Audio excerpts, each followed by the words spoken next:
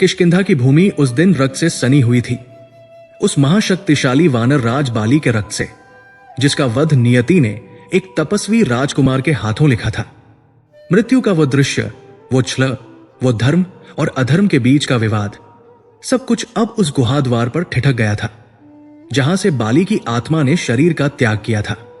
एक युग का अंत हुआ था, एक आतंक का, एक भाई के दंभ का, परंतु उस अंत के साथ ही एक नए अध्याय का आरंभ भी होना था, जिसकी नींव में कृतज्ञता का ऋण था। सुग्रीव, जो क्षण भर पहले तक भय और निर्वासन का जीवन जी रहा था, अब किष्किंधा का स्वामी था। उसकी आंखों में अभी भी अपने भाई की मृत्यु का भय मिश्रित आश्चर्य था, और साथ ही उन दो दिव्य पुरुषों के प्रति एक असीम कृतज्ञता का भाव था, जिन्होंने उसे उसका सर्वस्व लौटाया था। श्री राम अपने सखा के इस अभूतपूर्व उदय के साक्षी शांत खड़े थे। उनके मुख पर न विजय का उल्लास था, न ही किसी कृत्य पर पश्चाताप। वो एक स्थिर गंभीर सागर की भांति थे, जिसकी गहराइयों में केवल एक ही पीड़ा, अपनी सीता से विरह की पीड़ा, हिलोरे ले रही थी। वातावरण में तारा का करुण विलाप घुल चुका था। किष्किंधा की प्रजा स्तब्ध थी। उन्होंने अपने अजय राजा को इस प्रकार गिरते देखा था, जिस पर वे आंख मूंद कर विश्वास करते थे। अब उनका भविष्य क्या होगा? इस संशय के बीच हनुमान और जाम्बवंत जैसे विवेकशील मंत्रियों ने स्थिति को संभाला। यह शोक का नहीं, अपितु राज्य को स्थिर करने का समय था। श्री राम की मौन स्वीकृति और लक्ष्मण के प्रखर तेज के संरक्षण में सुग्रीव के राजतिलक की घोषणा की गई। किष्किंधा का सिंहासन, जो बाली के प्रताप से दमकता था, अब अपने नए स्वामी की प्रतीक्षा कर रहा था। वो सिंहासन जिस पर बैठने का सुग्रीव ने कभी स्वप्न में भी नहीं सोचा था, आज उसका था। ये सब उन दो तपस्वियों के कारण संभव हुआ था, जो स्वयं वन वन भटक रहे थे। सुग्रीव का मस्तक श्री राम के चरणों में झुका हुआ था। आंसुओं से उनके चरण पखारते हुए उस वानर राज ने जो कृतज्ञता अनुभव की, वो शब्दों में वर्णित नहीं की जा सकती थी। राजतिलक की प्रक्रिया आरंभ हुई। पंपा सरोवर और अन्य पवित्र नदियों के जल से भरे स्वर्ण कलश लाए गए। मंत्रोच्चार के बीच जब वो पवित्र जल सुग्रीव के मस्तक पर गिर रहा था, तब वो केवल एक वानर नहीं, अपितु एक प्रतिज्ञा से बंधा राजा बन रहा था। उसे राजमुकुट पहनाया गया। अंगद, जो अपने पिता की मृत्यु से क्षुब्ध और भ्रमित था, एक कोने में खड़ा यह सब देख रहा था। श्री राम की दृष्टि उस बालक पर पड़ी। उन्होंने सुग्रीव को केवल राज्य ही नहीं, अपितु यह निर्देश भी दिया कि अंगद को युवराज का पद दिया जाए। यह राम की दूरदर्शिता थी। वे जानते थे कि राज्य में स्थायित्व के लिए भविष्य को सुरक्षित करना आवश्यक है। सुग्रीव ने, जो अब पूर्णतः राम के अधीन था, इस आज्ञा को सहर्ष स्वीकार किया। किष्किंधा ने जय सुग्रीव और जय श्री राम के नारे लगाए। वो विजय का उल्लास था, जो बाली के आतंक से मुक्त होने पर प्रजा के मन से फूट रहा था। उत्सव का यह कोलाहल जब कुछ शांत हुआ और सुग्रीव अपने नए राज सिंहासन पर अपनी पत्नी रूमा के साथ किंचित सहज होने का प्रयास कर रहा था, तब श्री राम ने उसे एकांत में बुलाया। उस सभा में नहीं जहां चाटुकारिता का स्वर गूंज रहा था, बल्कि एक शांत कक्ष में जहां केवल लक्ष्मण, हनुमान और सुग्रीव उपस्थित थे। श्री राम की वाणी में कोई आदेश नहीं था, केवल एक स्मरण था, एक पीड़ा का स्मरण। उन्होंने सुग्रीव की आंखों में देखते हुए कहा, मित्र सुग्रीव, तुम्हारा राज्य तुम्हें पुनः प्राप्त हो गया है। तुम्हारा भाई, जिसने तुम्हारा अहित किया था, वो अपने कर्मों का फल पा चुका है। मेरा एक कार्य जो तुम्हारे सहयोग से ही संभव था, वो पूर्ण हुआ। सुग्रीव ने हाथ जोड़ लिए। प्रभु, ये सब आपकी कृपा है। ये सुग्रीव और ये किष्किंधा आपकी है। आज्ञा कीजिए, मैं आपके लिए क्या कर सकता हूं? श्री राम की दृष्टि उस कक्ष की खिड़की से बाहर आकाश की ओर उठी, जहां काले मेघों का पहला समूह घिरना आरंभ हो गया था। मानसून, वर्षा ऋतु, चौमासा सन्निकट था। उनकी आवाज में एक गहरी उदासी उतर आई। सुग्रीव, तुम जानते हो कि मैं यहां क्यों हूं। मेरी सीता, मेरे प्राणों से प्रिय, उस नृशंस रावण द्वारा हर ली गई है। मैंने तुम्हारी सहायता की क्योंकि धर्म यही कहता था। अब धर्म का तकाजा है कि तुम मेरी सहायता करो। सुग्रीव ने अपनी छाती ठोक कर कहा, प्रभु, आप केवल आज्ञा दे। ये सुग्रीव अपनी संपूर्ण वानर सेना अपने प्राणों सहित आपकी सीता माता की खोज में लगा देगा। पाताल हो या आकाश, हम उन्हें ढूंढ निकालेंगे। तभी श्री राम ने उस वचन को, उस प्रतिज्ञा को समय की सीमा में बांधा। यही वो क्षण था जिसे अध्याय का शीर्षक गुप्त प्रतिज्ञा कहता है। यह गुप्त इसलिए नहीं थी कि इसे किसी से छुपाया गया था, अपितु इसलिए कि इस प्रतिज्ञा के गर्भ में भविष्य का एक संदेह, एक प्रमाद का अंधकार छुपा हुआ था। श्री राम ने कहा, सुग्रीव, मैं तुम्हारी प्रतिज्ञा पर संदेह नहीं करता, परंतु देखो, आकाश में मेघ घिर आए हैं। वर्षा ऋतु के ये 4 मास, ये चौमासा यात्रा के लिए उचित नहीं है। नदियां अपने उफान पर होंगी, मार्ग दुर्गम हो जाएंगे। इन 4 महीनों में कोई भी सेना कुशलता से कार्य नहीं कर सकती। इसलिए हम एक अनुबंध करते हैं। ये 4 मास तुम अपने राज्य का सुख भोगो, अपनी प्रजा को स्थिर करो, अपने कोष को देखो, और मैं और लक्ष्मण इस वर्षा ऋतु को किसी पर्वत की कंदरा में व्यतीत करेंगे। उन्होंने सुग्रीव को वो वचन याद दिलाया जो सुग्रीव ने स्वयं ही बाली वध से पूर्व दिया था। वर्षा ऋतु के 4 मास बीतते ही, जैसे ही शरद ऋतु का आगमन हो, तुम अपनी संपूर्ण शक्ति के साथ सीता की खोज आरंभ करोगे। यह मेरा आग्रह नहीं, ये मेरा तुम्हारे प्रति किए गए उपकार का प्रतिदान होगा। सुग्रीव कृतज्ञता में डूबा हुआ उस समय किसी भी वचन को स्वीकार करने के लिए तत्पर था। अकूत राजसुख, मदिरा और वर्षों बाद मिला पत्नी का साथ, ये सब उसके सामने था। उसने कहा, प्रभु, आप निश्चिंत रहें। ये 4 मास मेरे लिए आपके ध्यान और आपकी भावी सेवा की तैयारी में बीतेंगे। जैसे ही वर्षा की अंतिम बूंद इस भूमि पर गिरेगी, किष्किंधा का एक एक वानर आपकी सेवा में उपस्थित होगा। मैं स्वयं अपनी पूरी सेना लेकर आपकी सीता की खोज में निकलूंगा। यह सुग्रीव का वचन है और वानर अपना वचन नहीं तोड़ते। हनुमान इस संवाद को चुपचाप देख रहे थे। वे सुग्रीव के स्वभाव को जानते थे। वे श्री राम की पीड़ा को भी समझ रहे थे। उन्होंने मन ही मन प्रभु से प्रार्थना की कि सुग्रीव को इतनी शक्ति दे कि वह इस राजसुख के मद में अपने वचन को विस्मृत न कर दे। श्री राम ने सुग्रीव की प्रतिज्ञा को स्वीकार किया। उन्होंने सुग्रीव को किष्किंधा का राजकार्य संभालने का आशीर्वाद दिया और लक्ष्मण के साथ उस उत्सव भरे महल से बाहर निकल आए। उनके मन में किष्किंधा के सुख को भोगने की लेशमात्र भी इच्छा नहीं थी। उनका एक एक क्षण सीता की चिंता में बीत रहा था। उन्होंने किष्किंधा से कुछ दूर स्थित प्रवर्षण पर्वत की एक गुफा को अपने वर्षाकालीन निवास के लिए चुना। वो गुफा स्वच्छ थी, एकांत थी और वहां से किष्किंधा की गतिविधियों पर यदि आवश्यक हो तो दृष्टि भी रखी जा सकती थी। लक्ष्मण ने तुरंत उस गुफा को रहने योग्य बनाने का कार्य आरंभ कर दिया। उन्होंने अपने भैया के लिए पत्तियों का एक कोमल बिछौना तैयार किया। गुफा के द्वार को इस प्रकार व्यवस्थित किया कि वर्षा का जल सीधे भीतर ना आ सके। बाहर वर्षा की पहली फुहारें पड़नी आरंभ हो गई थी।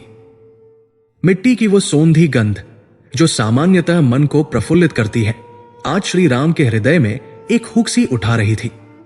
वे उस गुफा के द्वार पर बैठ गए, बाहर घिरती घटाओं को देखते हुए। लक्ष्मण, जो अपने भ्राता के मन की व्यथा को भली भांति समझते थे, उनके पास आकर चुपचाप बैठ गए।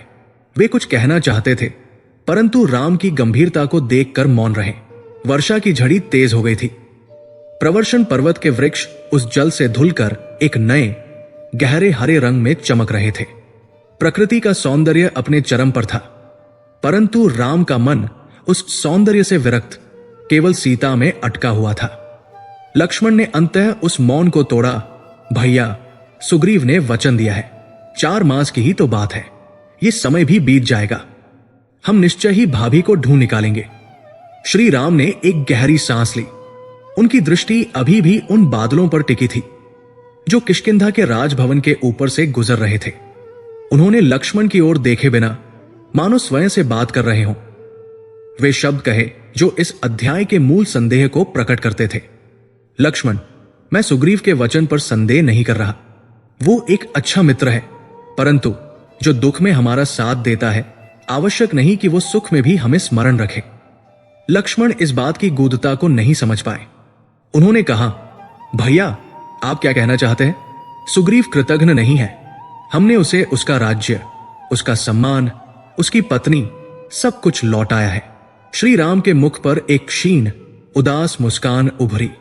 वो मुस्कान एक राजा की थी, एक योगी की थी, जो मनुष्य की या कहें प्राणी मात्र की दुर्बलताओं को भली भांति समझता था। उन्होंने कहा, लक्ष्मण, सुग्रीव ने वर्षों तक केवल भय और अभाव देखा है। उसने अपने प्राण बचाने के लिए गुफाओं में शरण ली है। आज उसे अकूत राजसुख मिला है। उसे वो सिंहासन मिला है जिसका वो अधिकारी था। उसे रूमा का साथ मिला है जिसके वियोग में वो तड़प रहा था। और इन सुखों के साथ किष्किंधा की सर्वोत्तम मदिरा, मधु का भंडार भी उसे मिला है। वो कुछ क्षण रुके, जैसे किष्किंधा के महल से आते संगीत के धीमे स्वरों को सुनने का प्रयास कर रहे हों, जो शायद केवल उनके मन का भ्रम था। लक्ष्मण, सत्ता, मदिरा और स्त्री का सुख, ये तीन ऐसे प्रलोभन हैं जो बड़े बड़े तपस्वियों को भी उनके पद से विचलित कर देते हैं। सुग्रीव तो अभी अभी इन सुखों के सागर में डूबा है। क्या सुग्रीव को मिला ये अकूत राजसुख उसे उसका वचन याद रहने देगा?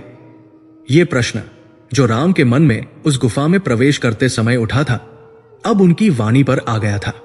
4 मास का समय बहुत लंबा होता है लक्ष्मण, विशेषकर उस व्यक्ति के लिए जो सुख के आगोश में हो, और यह समय बहुत छोटा होता है उस व्यक्ति के लिए जो विरह की अग्नि में जल रहा हो। मुझे भय है लक्ष्मण कि इन 4 महीनों में किष्किंधा का राजविलास सुग्रीव को हमारी पीड़ा का विस्मरण न करा दे। मुझे भय है कि जब यह वर्षा थमेगी और हम सुग्रीव की प्रतीक्षा करेंगे, तब वो अपने अंतःपुर के सुखों में इतना लिप्त होगा कि उसे प्रवर्षण पर्वत पर प्रतीक्षा करते ये 2 तपस्वी भाई याद भी नहीं रहेंगे। लक्ष्मण का क्रोध भड़क उठा, उनकी भ्रिकुटी तन गई। भैया, यदि ऐसा हुआ, यदि उस वानर ने अपने वचन का अपमान किया, तो जिस बाण ने बाली के प्राण लिए थे, वही बाण सुग्रीव का वध भी कर सकता है। मैं एक क्षण भी सहन नहीं करूंगा। शांत लक्ष्मण, शांत। श्री राम ने अपने भाई के कंधे पर हाथ रखा। अभी समय नहीं आया है। हमने उसे 4 मास का समय दिया है। यह धर्म है। हमें अपने वचन की, अपनी अवधि की मर्यादा रखनी होगी। हम शरद ऋतु के आरंभ तक उसकी प्रतीक्षा करेंगे। धर्म यही कहता है कि मित्र को दिया गया अवसर पूर्ण होना चाहिए। परंतु तुम्हारा संदेह निराधार नहीं है। मेरा मन भी इसी आशंका से व्यथित है। यह वर्षा ऋतु, जो प्रकृति के लिए वरदान है, मेरे लिए एक परीक्षा की घड़ी बनकर आई है। यह केवल सीता का विरह नहीं है लक्ष्मण, ये एक मित्र की प्रतिज्ञा पर धर्म के विश्वास की परीक्षा भी है। बाहर वर्षा अपने पूरे वेग से बरस रही थी। ऐसा प्रतीत होता था मानो आकाश भी राम की पीड़ा में रो रहा हो। किष्किंधा के महल में उस रात विजय का उत्सव मनाया जा रहा था। संगीत और मदिरा का दौर चल रहा था। सुग्रीव अपने नए सिंहासन पर वर्षों की थकावट मिटा रहा था, और प्रवर्षण पर्वत की उस गुफा में 2 भाई भविष्य की अनिश्चितता को देखते हुए वर्षा की उन 4 लंबी अंतहीन रातों का आरंभ देख रहे थे। सुग्रीव की प्रतिज्ञा किष्किंधा के उल्लास में दबने लगी थी, और श्री राम का संदेह उस घनी वर्षा के अंधकार में और भी गहरा होता जा रहा था। अध्याय 1 एक अनकही प्रतीक्षा और एक गुप्त संदेह के साथ यहीं पर विश्राम लेता है।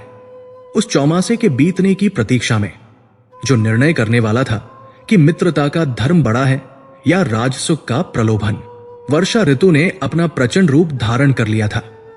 यह केवल जल की बूंदें नहीं थी, यह आकाश का वह असीम क्रोध था जो प्रवर्षण पर्वत से टकराकर सहस्त्रों धाराओं में फूट रहा था।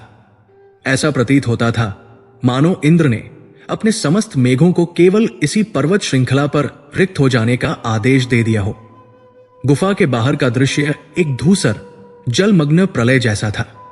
वृक्षों के मस्तक वायु के वेग से टूट रहे थे, और जल की ध्वनि में अन्य कोई भी ध्वनि, यहां तक कि स्वयं की पुकार भी विलीन हो जाती थी। किष्किंधा की ओर जाने वाले सारे मार्ग, सारे सघन वन, पंपा सरोवर की स्मृतियां, सब कुछ उस अथाह जलराशि के नीचे दब चुका था। लक्ष्मण ने जिस गुफा को अपने भ्राता के 4 मास के विश्राम के लिए चुना था, वो अब एक सीलन भरे अंधकारमय बंदी गृह में परिवर्तित हो चुकी थी। वो आश्रय नहीं थी, वो एक कारागार बन गई थी, जिसकी दीवारें पत्थर की नहीं अपितु बरसते जल की थी। श्री राम के लिए यह कारागार दोहरा था, एक जो प्रकृति ने उन पर थोपा था, और दूसरा जो उन्होंने स्वयं अपने वचन की मर्यादा रखने के लिए स्वीकार किया था। उन्होंने सुग्रीव को 4 मास का समय दिया था, और अब वो उस समय के बीतने की प्रतीक्षा करने के लिए विवश थे। यह प्रतीक्षा एक तपस्या थी, परंतु यह किसी वरदान के लिए नहीं की जा रही थी। यह एक अनिवार्य पीड़ा थी, जिसे भोगने के अतिरिक्त कोई मार्ग न था। राम, जो क्षण भर भी स्थिर नहीं बैठ सकते थे, जो अपने क्षत्रिय धर्म के निर्वाह के लिए वन वन भटक रहे थे, आज एक गुफा की सीमित परिधि में कैद थे। उनके चरण, जो दंडकारण्य के कांटों पर अविराम चले थे, आज इस गुफा के ठंडे नम फर्श पर केवल एक कोने से दूसरे कोने तक टहलने के लिए विवश थे। लक्ष्मण अपने भ्राता की ये दशा देखकर भीतर ही भीतर कुद रहे थे। वे चिंतित थे, परंतु इससे अधिक वे असहाय थे। वे राम के लिए कर ही क्या सकते थे? वे वर्षा को नहीं रोक सकते थे, वे समय को तीव्र नहीं कर सकते थे, और वे उस प्रतिज्ञा को नहीं तोड़ सकते थे जो स्वयं उनके आराध्य भ्राता ने की थी। लक्ष्मण का अधिकांश समय गुफा के द्वार पर बैठे उस मूसलाधार वर्षा को घृणा से देखते हुए बीतता। वो अपने तरकश से बाण नहीं निकाल सकते थे, परंतु उनकी दृष्टि में वही प्रखरता थी, मानो वे अपनी आंखों से ही उन मेघों को भेद देना चाहते हों। परंतु राम के लिए यह प्रतीक्षा केवल शारीरिक निष्क्रियता नहीं थी, ये एक मानसिक अग्नि थी, जिसमें उनका धैर्य, उनका संयम और सीता के वियोग से उपजा उनका दुख सब एक साथ जल रहे थे। गुफा के बाहर जब भी आकाश में तड़ित कौंधती, उसकी एक क्षणिक दीप्ति गुफा के अंधकार को चीरती हुई राम के क्लांत मुख को प्रकाशित कर जाती, और उस तड़ित के पीछे आती वो मेघ गर्जना, वो वज्र का नाद, वो प्रत्येक गर्जना राम के हृदय पर एक हथौड़े की भांति प्रहार करती। ये ध्वनि उन्हें सीता के वियोग की पीड़ा को 100 गुना अधिक तीव्रता से अनुभव कराती। लक्ष्मण ये नहीं समझ पाते थे कि उनके भ्राता, जो स्वयं इतने वीर थे, वो मेघों की गर्जना से इतने विचलित क्यों हो जाते हैं। परंतु राम का मन उस ध्वनि को सुनते ही अतीत के उन क्षणों में लौट जाता जब वे पंचवटी में थे। उन्हें स्मरण आता कि सीता, जो स्वयं वनदेवी सी निर्भीक थी, मेघों के इस आकस्मिक नाद से कैसे चौंक उठती थी। वो भयभीत होकर कैसे राम की भुजाओं में आश्रय खोजती थी, और राम उन्हें अपनी बाहों में भरकर मुस्कुराते हुए कहते, भद्रे, ये तो प्रकृति का उत्सव है, इससे कैसा भय? आज वही मेघ गर्जना हो रही थी, परंतु राम की भुजाएं रिक्त थी। उनका मन चीत्कार उठता। वह सोचते, आज इस भयावह वर्षा में, जब रावण के उस अशोक वन में ये मेघ गरज रहे होंगे, तब मेरी सीता, मेरी वैदेही किससे भयभीत होकर किसके पास आश्रय खोज रही होगी? क्या वो नृशंस राक्षस उसे इस प्राकृतिक भय के क्षण में भी त्रस्त कर रहा होगा? क्या वो अकेली उस अंधकार में मुझे पुकार रही होगी? ये विचार, ये कल्पना राम के लिए उस वर्षा की शीतलता से भी अधिक कंपा देने वाली थी। वो गुफा के एक कोने में सिमट जाते, उनकी मुट्ठियां भिंज जाती, उनका धनुष पिनाक उनके पास ही रखा होता, परंतु वो असहाय था। यह प्रकृति का प्रहार नहीं था, यह विरह का प्रहार था। लक्ष्मण देखते कि उनके भ्राता, जो पर्वत के समान अडिग थे, एक ध्वनि से कांप उठते हैं। वे समझ जाते कि यह शारीरिक भय नहीं, यह आत्मा की पीड़ा है। मां बीतते जा रहे थे। श्रावण का मास, जो शिव की आराधना का मास था, राम के लिए केवल विरह की पीड़ा में बीता। गुफा के भीतर सीलन इतनी बढ़ गई थी कि अग्नि जलाए रखना भी एक संघर्ष बन गया था। लक्ष्मण प्रयास करते, वे भोर में निकलते जब वर्षा कुछ थमती, और जैसे तैसे सूखी लकड़ियों का प्रबंध करके लाते। वे कंदमूल फल खोज लाते, परंतु राम का ध्यान भोजन में कहा था। वे लक्ष्मण के अत्यधिक आग्रह पर केवल शरीर को जीवित रखने के लिए 2 ग्रास ग्रहण कर लेते और फिर उसी शून्य में खो जाते। उनकी आंखें गुफा के द्वार पर टिकी रहती, उस जल की दीवार को देखती रहती, मानो उसे भेद कर वे लंका तक पहुंच जाना चाहते हों। लक्ष्मण के लिए यह दृश्य असहनीय था। उन्होंने अपने भ्राता को कभी इतना टूटा हुआ, इतना मानवीय दुर्बलताओं से घिरा हुआ नहीं देखा था। यह राम का वह रूप था जो ईश्वर नहीं, अपितु एक विरही पति का था। दूसरा माह भाद्रपद और भी अधिक कष्टप्रद था। वर्षा का वेग कम नहीं हुआ था। नदियां अपने किनारों को तोड़कर बह रही थी। प्रवर्षण पर्वत के नीचे की भूमि एक विशाल सरोवर बन गई थी। अब किष्किंधा की दिशा का अनुमान लगाना भी कठिन था। इस निरंतर जलध्वनि के बीच राम का मौन और भी गहरा हो गया था। वे अब लक्ष्मण से बात भी कम करते थे।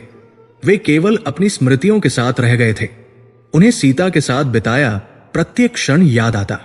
उनका प्रथम मिलन, धनुष भंग, विवाह, वन के लिए प्रस्थान।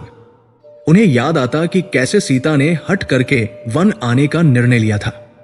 राम सोचते, यदि मैंने उसे अयोध्या में ही रुकने के लिए विवश कर दिया होता तो आज वो सुरक्षित होती। फिर वे स्वयं को धिक्कारते, नहीं, ये मेरा ही दोष है। मैं उस मायावी मृग के पीछे क्यों गया? मैंने लक्ष्मण को उसके पास से जाने ही क्यों दिया? ये आत्मग्लानि, ये पश्चाताप उन्हें भीतर ही भीतर खोखला कर रहा था। लक्ष्मण इस मौन को तोड़ने का प्रयास करते। वे कहते, भैया आप व्यर्थ चिंता करते हैं। भाभी सती है, उनका तेज ही उनकी रक्षा करेगा। रावण उनका बाल भी बांका नहीं कर सकता। राम केवल एक फीकी मुस्कान के साथ उत्तर देते, मैं जानता हूं लक्ष्मण, मुझे सीता के सतीत्व पर कोई संदेह नहीं है, परंतु मुझे रावण की नृशंसता का ज्ञान है। वो किसी भी सीमा तक गिर सकता है और मेरी चिंता यह नहीं है कि सीता शारीरिक रूप से कितनी सुरक्षित है। मेरी चिंता यह है कि वो मानसिक रूप से कितनी पीड़ा सह रही होगी। उसका एक एक क्षण मेरी प्रतीक्षा में उसे कितना कष्ट दे रहा होगा। इस दूसरे माह के बीतते बीतते राम के मन का वो संदेह जो सुग्रीव के प्रति था, अब लक्ष्मण की वाणी पर भी आने लगा था। किष्किंधा से कोई समाचार नहीं था। एक भी वानर, एक भी दूत ये जानने नहीं आया था कि पर्वत की गुफा में आश्रय लिए वे दो भाई जीवित भी हैं या नहीं। लक्ष्मण का क्रोध अब केवल वर्षा पर नहीं, अपितु सुग्रीव पर केंद्रित होने लगा था। वे कहते, भैया मुझे लगता है आपका संदेह उचित था। वो वानर सुग्रीव राजसुख में डूब चुका है। उसे मदिरा और रूमा के अतिरिक्त कुछ भी स्मरण नहीं रहा होगा। वो कृतज्ञ है जिस बाली से हमने उसे बचाया। आज वो उसी बाली के अंतःपुर का सुख भोग रहा है और अपने उपकारकर्ता को भूल गया है। राम अपने भाई को शांत करते, नहीं लक्ष्मण, अभी समय शेष है। हमने उसे 4 मास का वचन दिया है। जब तक शरद ऋतु का आरंभ नहीं होता हम उसे दोषी नहीं ठहरा सकते। हो सकता है इस भयावह वर्षा में किष्किंधा से निकलना असंभव हो। हमें धैर्य रखना होगा। परंतु राम का यह धैर्य उनके अपने मन को शांत नहीं कर पा रहा था। वे भी जानते थे कि यदि सुग्रीव चाहता तो कम से कम हनुमान को भेजकर उनकी सुध ले सकता था, परंतु कोई नहीं आया। यह चुप्पी वर्षा के कोलाहल से भी अधिक भयावह थी। तीसरा माह आश्विन अपने साथ वर्षा की तीव्रता में कुछ कमी लाया। अब वर्षा मूसलाधार नहीं, अपितु रिमझिम फुहारों में बदल गई थी। मेघों के बीच से कभी कभी सूर्य की क्षीण किरणें भी झांकने लगी थी। गुफा की सीलन कुछ कम हुई, परंतु राम के मन की व्यथा नहीं। जल का स्तर घटने लगा था। किष्किंधा के ऊंचे प्रासाद अब पर्वत के शिखर से दिखाई देने लगे थे। लक्ष्मण प्रतिदिन उस ओर देखते, इस आशा में कि शायद आज कोई ध्वजा, कोई सेना की टुकड़ी उनकी ओर आती दिखे। पर किष्किंधा का जीवन सामान्य गति से चल रहा था। वहां से उत्सव का कोई क्षीण स्वर तो नहीं आता था, परंतु वहां से कोई सैन्य तैयारी की सूचना भी नहीं आती थी। चौथा मास आरंभ हुआ। कार्तिक की आहट, वो समय जब आकाश पूर्णतः स्वच्छ होने लगता है। शरद ऋतु का आगमन। राम का एक एक क्षण अब युग जैसा बीत रहा था। यह प्रतीक्षा की अंतिम घड़ी थी। या तो यह तपस्या सफल होने वाली थी या ये विश्वास टूटने वाला था। राम अब गुफा के भीतर नहीं बैठते थे। वे अधिकांश समय गुफा के द्वार पर उस शिला पर बैठे रहते जहां से किष्किंधा का मार्ग दिखाई देता था। उनकी आंखें उस पथ पर गड़ी थी। उनका मन व्याकुल था। क्या सुग्रीव को अपना वचन याद होगा? क्या वह अपनी प्रतिज्ञा का मान रखेगा? या क्या सत्ता का मद मित्रता के धर्म पर भारी पड़ जाएगा? लक्ष्मण अब कुछ नहीं कहते थे। वे बस अपने भ्राता के पीछे अपने धनुष पर प्रत्यंचा चढ़ाए खड़े रहते। वे जानते थे कि यदि आज वचन टूटा तो कल प्रवर्षण पर्वत से राम का धैर्य नहीं, अपितु लक्ष्मण का क्रोध किष्किंधा की ओर प्रस्थान करेगा। मां बीतते गए 4 महीनों की वो लंबी अंतहीन अवधि जो एक युग सी प्रतीत हुई थी, अंततः अपने समापन पर पहुंची। और फिर वो दिन आया, वो भोर जो पिछले 4 महीनों की किसी भी भोर जैसी नहीं थी। अंततः वर्षा रुकी, जैसे किसी ने एक विशाल स्रोत को बंद कर दिया हो। वो निरंतर ध्वनि जो उनके कानों की अभ्यस्त हो चुकी थी, वो थम गई। एक गहन अपूर्व सन्नाटा छा गया। केवल पत्तियों से टपकती बूंदों की टिप टिप ध्वनि ही शेष थी। आकाश निर्मल हो गया। रात के तारे इतने स्वच्छ और चमकीले दिखाई दिए जितने महीनों से नहीं दिखे थे। और जब सूर्योदय हुआ तो प्रवर्षण पर्वत की धुली हुई चट्टानें स्वर्ण सी दमक उठीं। वायु में एक नई ताजगी थी। मिट्टी की वो सोंधी गंध थी जो वर्षा के आगमन पर नहीं अपितु उसके विदा होने पर आती है। प्रकृति ने घोषणा कर दी थी कि चौमासा समाप्त हो गया है। शरद ऋतु का आगमन हो चुका था। राम गुफा के द्वार पर आए। वे उस शिला पर आकर खड़े हो गए। लक्ष्मण उनके पीछे थे। दोनों भाइयों ने उगते हुए सूर्य को प्रणाम किया। आज राम के मन में एक नई आशा का संचार हुआ था। उन्हें विश्वास था कि सुग्रीव चाहे कितना भी प्रमाद में रहा हो, आज इस स्वच्छ आकाश को देखकर अपनी सेनाओं को एकत्रित करने का आदेश अवश्य देगा। आज वो स्वयं उनसे मिलने आएगा।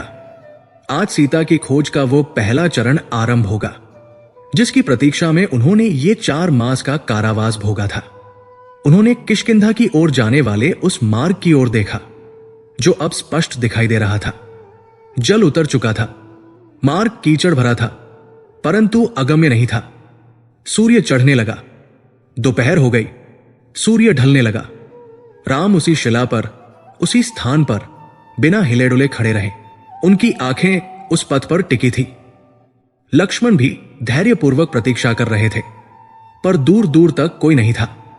किष्किंधा की दिशा से न कोई तुरही की ध्वनि आई, न किसी सेना के चलने से उठी धूल का गुबार दिखा। न हनुमान का आगमन हुआ, न सुग्रीव का। ऐसा प्रतीत होता था मानो किष्किंधा के राज्य में इस बात का कोई अर्थ ही नहीं था कि वर्षा रुक गई है। मानो वे 2 भाई जो उस पर्वत पर प्रतीक्षा कर रहे थे, उनका कोई अस्तित्व ही न हो। संध्या का अंधकार घिरने लगा। स्वच्छ आकाश में तारे पुनः उभर आए। राम ने एक गहरी ठंडी सांस ली। वो विश्वास जिसे उन्होंने 4 महीनों तक अपने हृदय में संजो कर रखा था, वो उस खाली पद को देखकर टूट गया। ये केवल एक वचन का टूटना नहीं था, ये एक मित्र द्वारा दिया गया विश्वासघात था। गुफा की प्रतीक्षा समाप्त हुई थी, परंतु अब एक नई, अधिक क्रोधपूर्ण प्रतीक्षा का आरंभ होना था। राम का विरह जो अब तक केवल दुख और पीड़ा का रूप था, अब उसमें एक नई ज्वाला भड़कने को तैयार थी। वो ज्वाला लक्ष्मण की आंखों में पहले ही धधक रही थी।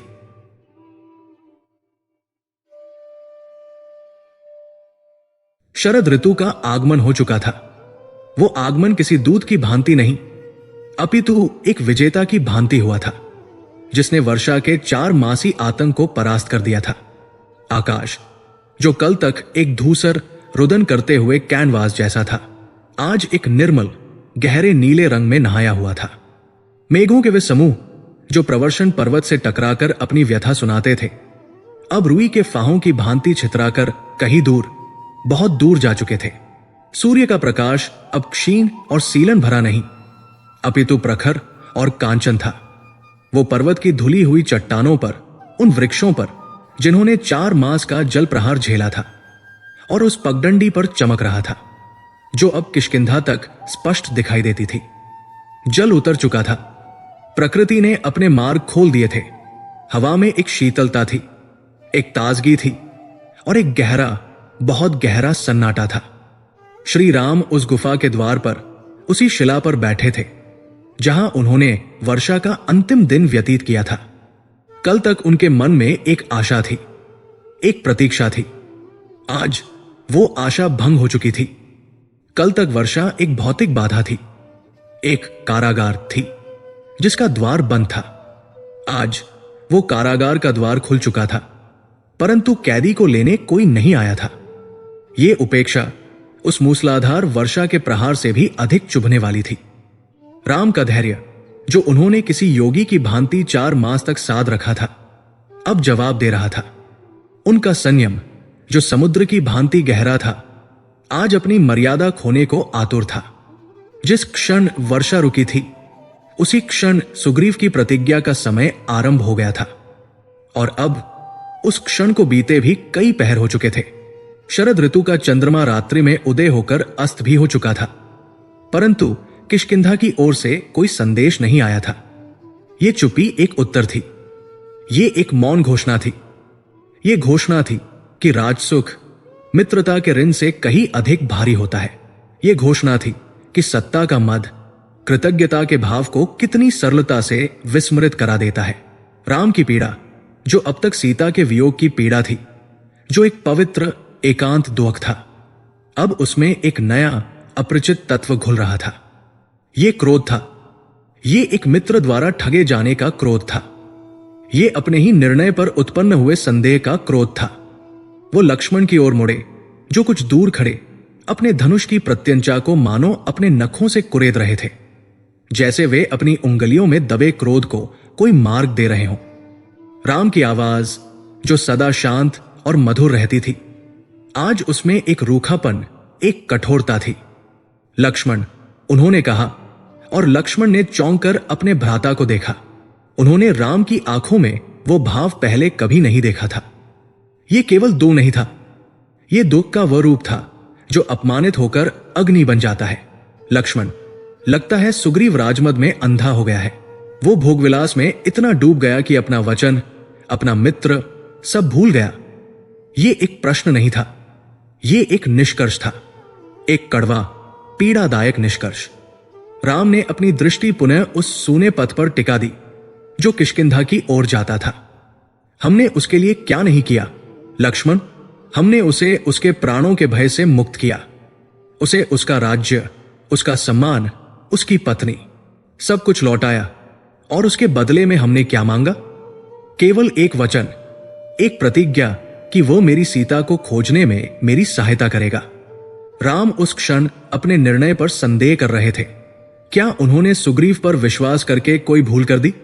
ये संदेह उनके हृदय को बिच्छू के डंक की भांति बेध रहा था।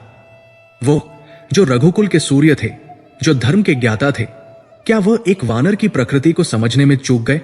क्या उन्होंने उस क्षण सुग्रीव की आंखों में कृतज्ञता के जो आंसू देखे थे, वे केवल भय से मुक्ति के आंसू थे, धर्म के प्रति समर्पण के नहीं?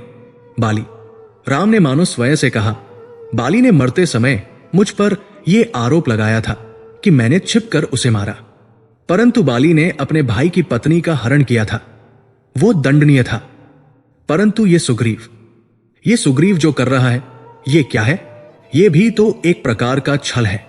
ये विश्वास का वध है, और विश्वास का वध शरीर के वध से कहीं अधिक जघन्य होता है। राम की एक एक सांस भारी होती जा रही थी। उनका मन उस स्वच्छ शरद के आकाश को नहीं, अपितु लंका के उस अशोक वन को देख रहा था, जहां सीता अकेली बैठी होगी। वो क्या सोच रही होगी? लक्ष्मण, ये निर्मल आकाश, ये शरद ऋतु का प्रखर चांद, जब वो उसे देखती होगी तो उसके कोमल हृदय पर क्या बीतती होगी? वो सोचती होगी कि अब वर्षा समाप्त हो गई है, अब मेरा राम मुझे लेने अवश्य आएगा। वो एक एक क्षण मेरी प्रतीक्षा कर रही होगी, और मैं यहां एक पर्वत पर एक ऐसे मित्र की प्रतीक्षा में बैठा हूं जिसे मेरी पीड़ा से अधिक अपने मदिरा के प्याले की चिंता है। ये शब्द, ये पीड़ा, ये अपमान। लक्ष्मण, जो अब तक केवल अपने भ्राता के धैर्य के कारण स्वयं को रोके हुए थे, अब और सहन नहीं कर सके। वो जो पहले से ही क्रोधित थे, जो 4 मास से इसी क्षण की प्रतीक्षा कर रहे थे कि कब ये वर्षा रुके और वे उस कृतघ्न सुग्रीव को उसका वचन याद दिलाए। अपने भ्राता की ये दशा देखकर, उनके मुख से अपने ही निर्णय पर यह संदेह सुनकर प्रतिशोध की अग्नि में जल उठे। वो एक फुफकारते हुए सर्प की भांति राम के सम्मुख आए। उनकी आंखें रक्तवर्ण हो चुकी थी, उनका विशाल वक्ष क्रोध की ज्वाला में धौंकनी की भांति चल रहा था। उन्होंने अपने धनुष को इतनी शक्ति से भूमि पर पटका कि शिला का एक छोटा टुकड़ा टूटकर छिटक गया। धोखा, हाँ भैया, सुग्रीव ने धोखा दिया। लक्ष्मण की गर्जना उस शांत घाटी में गूंज उठी, मानो 4 मास की मेघ गर्जना पुनः लौट आई हो। परंतु मुझे आश्चर्य सुग्रीव पर नहीं, मुझे आश्चर्य आपके इस धैर्य पर हो रहा है। आप जो स्वयं सक्षम हैं, जो एक बाण से इस पृथ्वी को पलट सकते हैं। आप एक चंचल वानर की सहायता की प्रतीक्षा कर रहे हैं, उस वानर की जिसकी निष्ठा का कोई आधार ही नहीं। लक्ष्मण का क्रोध केवल सुग्रीव पर नहीं था, वो उस विवशता पर था, उस प्रतीक्षा पर था जिसने उनके आराध्य राम को इतना पीड़ित कर दिया था।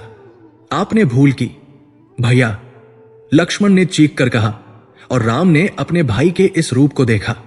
हां, आपने भूल की। आपने एक भोगी, विलासी, मदिरा में डूबे रहने वाले प्राणी पर विश्वास करके भूल की। आपने धर्म की स्थापना के लिए बाली का वध किया, यह उचित था।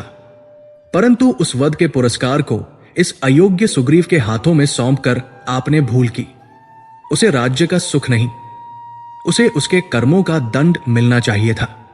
राम अपने भाई के इस रौद्र रूप को देख रहे थे। यह लक्ष्मण का वह रूप था जो शेषनाग का अवतार था, जिसके क्रोध के सम्मुख त्रिलोक कांपते थे। परंतु भैया, लक्ष्मण की आवाज में अब प्रतिशोध की ज्वाला थी। आपके द्वारा की गई इस भूल का परिमार्जन मैं करूंगा। बहुत हो गई ये प्रतीक्षा, बहुत सह लिया ये अपमान। ये केवल आपका अपमान नहीं है, ये रघुकुल का अपमान है, ये माता सीता के प्रति किए गए हमारे कर्तव्य का अपमान है। और लक्ष्मण ये अपमान सहन नहीं करेगा। वो घूमे, उन्होंने अपना तरकश कसा और अपने धनुष को उठाया। मैं अभी किष्किंधा जा रहा हूं। मैं उस कृतघ्न सुग्रीव से पूछूंगा कि उसका वचन कहा गया। मैं उससे पूछूंगा कि मित्रता का धर्म क्या होता है। और यदि उनकी भ्रिकुटी तन गई, यदि उसने अपने राजमद में कोई भी ढिठाई दिखाई, तो मेरा यह धनुष जो बाली के वध का साक्षी बना था, आज सुग्रीव के वध का कारण बनेगा। लक्ष्मण, राम ने पुकारा। उनकी आवाज में अब भी एक क्षीण प्रयास था स्थिति को संभालने का। परंतु लक्ष्मण नहीं रुके, वे आवेश में थे। नहीं भैया, आज मुझे मत रोकिए। आज यदि धर्म की स्थापना करनी है तो इस कृतघ्न का वध अनिवार्य है। जिस बाण ने बाली के प्राण लिए थे, वही गति, वही वेग आज सुग्रीव को यमलोक पहुंचाएगा। मैं किष्किंधा को जलाकर राख कर दूंगा। मैं उस सुग्रीव को उसकी समस्त सभा के साथ उसके सिंहासन से खींचकर आपके चरणों में लाकर पटक दूंगा, या उसका मस्तक ही लेकर आऊंगा। आज वो देखेगा कि रघुकुल के क्रोध का अर्थ क्या होता है। हमें नहीं चाहिए ऐसे मित्रों की सहायता, हमें नहीं चाहिए ये वानर सेना। हम दोनों भाई, हम दोनों ही पर्याप्त है उस रावण और उसकी संपूर्ण लंका के लिए। लक्ष्मण का एक एक शब्द उस पर्वत से टकराकर प्रतिध्वनित हो रहा था, मानो स्वयं प्रकृति भी उनके क्रोध से कांप उठी हो। वो एक क्षण भी नहीं रुके। उनका प्रत्येक कदम इतना दृढ़ और क्रुद्ध था, मानो वे पृथ्वी को अपने पैरों तले रौंद देना चाहते हों। राम ने देखा कि लक्ष्मण का यह क्रोध केवल आवेश नहीं है, ये एक निर्णय है। ये वो प्रतिशोध की अग्नि है जो यदि आज किष्किंधा पहुंच गई तो सब कुछ भस्म कर देगी। ये वो अनर्थ है जिसे रोकने के लिए उन्होंने बाली का वध किया था। आज वही अनर्थ एक नए रूप में घटित होने जा रहा था। राम का संदेह, उनका क्रोध अब एक नई चिंता में बदल गया था। उन्हें सुग्रीव की नहीं, अब लक्ष्मण की चिंता हो रही थी। और उन्हें अपनी उस योजना की चिंता हो रही थी जो लक्ष्मण के इस एक कदम से सदा के लिए नष्ट हो सकती थी। प्रवर्षण पर्वत की उस शिला पर सन्नाटा था, लेकिन वो सन्नाटा किसी शांत झील का नहीं, अपितु ज्वालामुखी के फटने से पूर्व की भयानक नीरवता का था। श्री राम का वह एक वाक्य, लगता है सुग्रीव राजमद में अंधा हो गया है, लक्ष्मण के कानों में पिघले हुए सीसे की भांति उतरा था। लक्ष्मण जो शेषनाग के अवतार माने जाते हैं, जिनका क्रोध स्वयं काल को भी कंपित कर देने की क्षमता रखता है, अब तक मर्यादा की एक अदृश्य डोरी से बंधे हुए थे। वो डोरी थी राम की आज्ञा। 4 महीनों से उन्होंने अपने अग्रज की आंखों में केवल प्रतीक्षा और विषाद देखा था। वे जानते थे कि राम के भीतर सीता के वियोग की अग्नि धधक रही है, फिर भी राम शांत थे। लक्ष्मण ने भी उस शांति का अनुकरण किया था। अपने होंठ सिले थे, अपनी मुट्ठियां भींची थी। किंतु आज जब राम के मुख से हताशा और अपमान का स्वर फूटा, तो लक्ष्मण के धैर्य का बांध, जो 4 मासों से वर्षा के जल और राम के संयम से टिका हुआ था, क्षण भर में ध्वस्त हो गया। लक्ष्मण का शरीर अकस्मात तपाए हुए स्वर्ण की भांति दमकने लगा। उनकी भ्रिकुटी, जो सदैव सतर्क रहती थी, अब वक्र होकर माथे पर एक भयानक लकीर खींच गई। नेत्र, जो अपने भाई की सेवा में सदैव विनीत झुके रहते थे, अब अंगारों की तरह दहक उठे। उनकी श्वास की गति तीव्र हो गई, मानो नासिका से निकलने वाली वायु साक्षात अग्नि की लपटें हों। उन्होंने पास रखा अपना विशाल धनुष उठाया। उस धनुष को स्पर्श करते ही उनकी भुजाओं की मांसपेशियां तन गई। उन्होंने तरकश को कस लिया और एक झटके में खड़े हो गए। उनके खड़े होने मात्र से उस शिलाखंड पर एक कंपन सा अनुभव हुआ, मानो पर्वत भी उस भार को सहने में असमर्थ हो रहा हो। भ्राता, लक्ष्मण की वाणी में अब कोई अनुनय नहीं था, केवल निर्णय था। एक ऐसा कठोर निर्णय जो पत्थरों को भी काट दे। बस बहुत हुआ, अब और प्रतीक्षा नहीं। जिस मित्र ने आपके साथ विश्वासघात किया है, जिसने रघुकुल की मित्रता का मान मिट्टी में मिला दिया है, वो अब मित्र कहलाने योग्य नहीं रहा। वो केवल एक अपराधी है, और रघुकुल की नीति कहती है कि अपराधी को केवल दंड मिलना चाहिए। वो सुग्रीव, जिसे आपने धूल से उठाकर सिंहासन पर बैठाया, आज वो इतना अहंकारी हो गया है कि अपने दाता को ही भूल गया। ये कृतघ्नता है भैया, और कृतघ्नता का प्रायश्चित केवल मृत्यु है। आज मैं किष्किंधा जाकर उस नीच कपटी वानर का वध कर दूंगा। आज उसका रक्त ही उसकी भूल का परिमार्जन करेगा। लक्ष्मण का क्रोध इतना प्रचंड था कि आसपास के वृक्षों के पत्ते बिना हवा के भी थरथराने लगे। राम ने लक्ष्मण की ओर देखा। वे जानते थे कि लक्ष्मण का क्रोध कभी भी अकारण नहीं होता, और जब वह आता है तो प्रलय साथ लाता है। राम ये भी जानते थे कि यदि आज लक्ष्मण को पूर्ण स्वतंत्रता दे दी गई तो किष्किंधा का अस्तित्व मानचित्र से मिट जाएगा। सुग्रीव का वध न केवल सीता की खोज के अभियान को समाप्त कर देगा, अपितु एक मित्र की हत्या का कलंक भी उन पर लगेगा।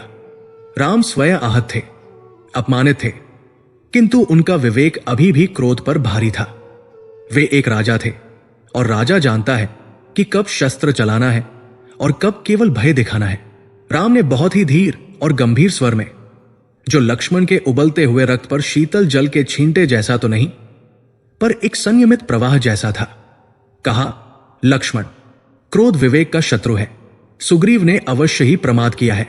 वो कृतघ्न प्रतीत हो रहा है, किंतु अभी उसे अपना पक्ष रखने का अवसर नहीं मिला है। मित्र का वध करना धर्म नहीं है। जाओ लक्ष्मण, किष्किंधा जाओ, किंतु मेरी एक बात स्मरण रखना, सुग्रीव का वध मत करना। उसे केवल भय दिखाना, उसे स्मरण दिलाना कि जिस बाण से मैंने महाबली बाली का वध किया था, वो बाण अभी मेरे तरकश में ही है। उसे बताना कि समय की अवधि समाप्त हो चुकी है, और रघुकुल का धैर्य भी। उसे केवल चेताकर ले आना। राम के शब्दों में वध मत करना का निर्देश था, किंतु लक्ष्मण ने उस समय केवल भय दिखाना और बाली के वध वाले बाण की बात सुनी। उनके मन में सुग्रीव के प्रति जो घृणा भर गई थी, उसने राम के आदेश को भी अपने क्रोध के रंग में रंग लिया। लक्ष्मण ने अपने अग्रज के चरणों की धूल मस्तक पर लगाई, किंतु उनके मुख पर शांति नहीं लौटी। उन्होंने मन ही मन ये ठान लिया था कि यदि सुग्रीव ने लेशमात्र भी आनाकानी की या उसके व्यवहार में तनिक भी उद्दंडता दिखी, तो वे राम की आज्ञा का उल्लंघन करके भी उस वानर का अंत कर देंगे। वे मुड़े, और जिस दिशा में उन्होंने पहला कदम बढ़ाया, वो दिशा किष्किंधा की थी, मृत्यु की दिशा। लक्ष्मण जब प्रवर्षण पर्वत से नीचे उतरने लगे तो दृश्य बदलने लगा। प्रकृति, जो अब तक शांत थी, लक्ष्मण के मनोभावों को भांपकर भयभीत हो उठी। लक्ष्मण का प्रत्येक कदम जब धरती पर पड़ता तो एक भारी गूंजती हुई धमक पैदा होती। धम धम धम। ये किसी साधारण मानव के चलने की ध्वनि नहीं थी, ये साक्षात महाकाल के पदचाप थे। ऐसा प्रतीत होता था मानो शेषनाग, जो अपने फन पर पृथ्वी का भार उठाए हुए हैं, आज स्वयं क्रोधित होकर धरती को हिला रहे हों।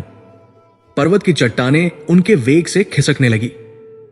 मार्ग में आने वाली झाड़ियां उनके पैरों की ठोकर से उखड़कर दूर जा गिरी। उन्होंने एक बार भी पीछे मुड़कर नहीं देखा। उनकी दृष्टि सीधे किष्किंधा के राजप्रासाद के उन स्वर्ण कलशों पर टिकी थी, जो दूर से सूर्य की रोशनी में चमक रहे थे। वो चमक आज लक्ष्मण को शोभा नहीं, अपितु सुग्रीव के अहंकार की प्रतीक लग रही थी। जैसे जैसे लक्ष्मण किष्किंधा के निकट पहुंच रहे थे, उनका स्वरूप और भी रौद्र होता जा रहा था।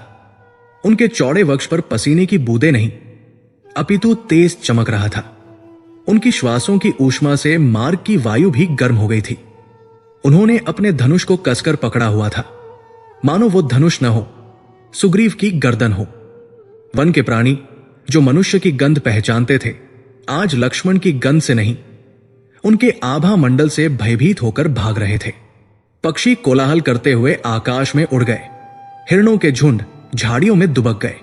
एक अजीब सी भगदड़, एक मूक आतंक वन में फैल गया था। यह आतंक इस बात का संकेत था कि कोई ऐसी शक्ति आ रही है जो विध्वंसक है।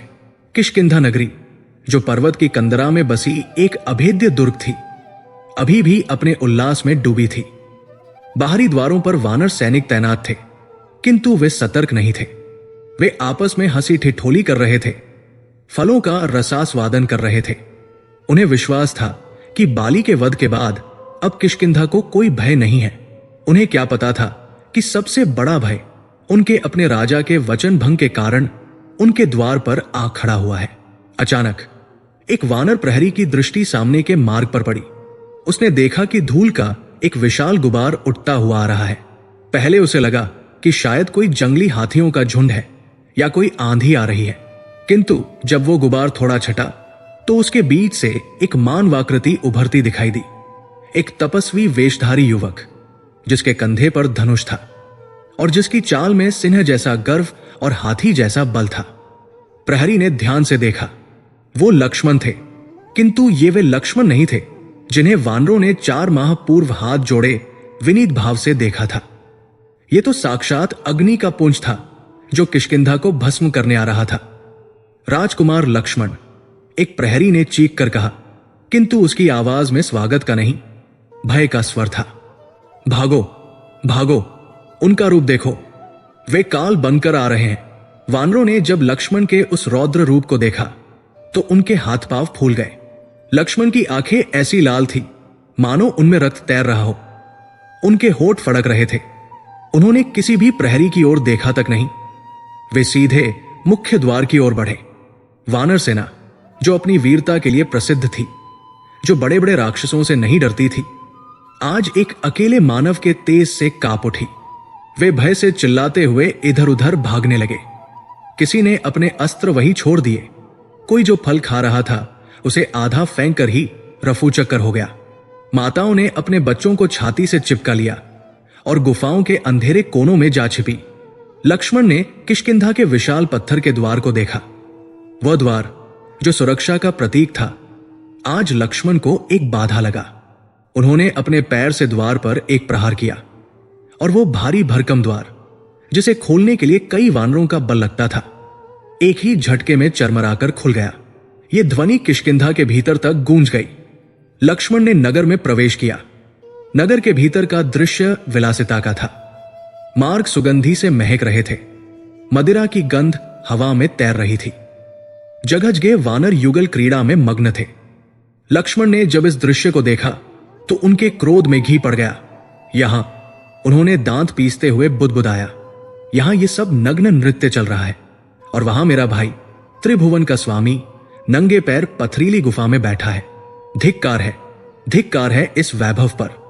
लक्ष्मण के प्रवेश करते ही नगर का कोलाहल सन्नाटे में बदल गया। जो वानर मार्ग में थे, वे लक्ष्मण को देखते ही ऐसे स्तब्ध रह गए जैसे किसी ने उन्हें शाप देकर पत्थर बना दिया हो। लक्ष्मण किसी से कुछ नहीं कह रहे थे, न वे किसी को मार रहे थे, न किसी को हटा रहे थे। बस उनकी उपस्थिति ही पर्याप्त थी। वे जिस मार्ग से गुजरते, वो मार्ग अपने आप खाली हो जाता। वानर छतों पर चढ़कर पेड़ों की ओट से, खिड़कियों की झिर्रियों से उस क्रोधित तपस्वी को देख रहे थे। वे कानाफूसी कर रहे थे, क्या यही श्री राम के अनुज है? ये इतने क्रोधित क्यों है? क्या महाराज सुग्रीव ने कोई अपराध कर दिया है? और समझदार वानर, जिन्होंने सुग्रीव की प्रतिज्ञा सुनी थी, वे समझ गए कि प्रलय क्यों आया है। वे जानते थे कि 4 मास बीत चुके हैं और सुग्रीव ने अपना वचन नहीं निभाया।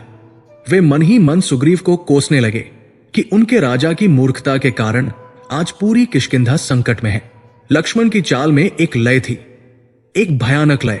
वे सीधे राजभवन की ओर बढ़ रहे थे। राजभवन जो किष्किंधा के मध्य में एक ऊंचे टीले पर स्थित था, जहां तक पहुंचने के लिए कई सीढ़ियां चढ़नी पड़ती थी।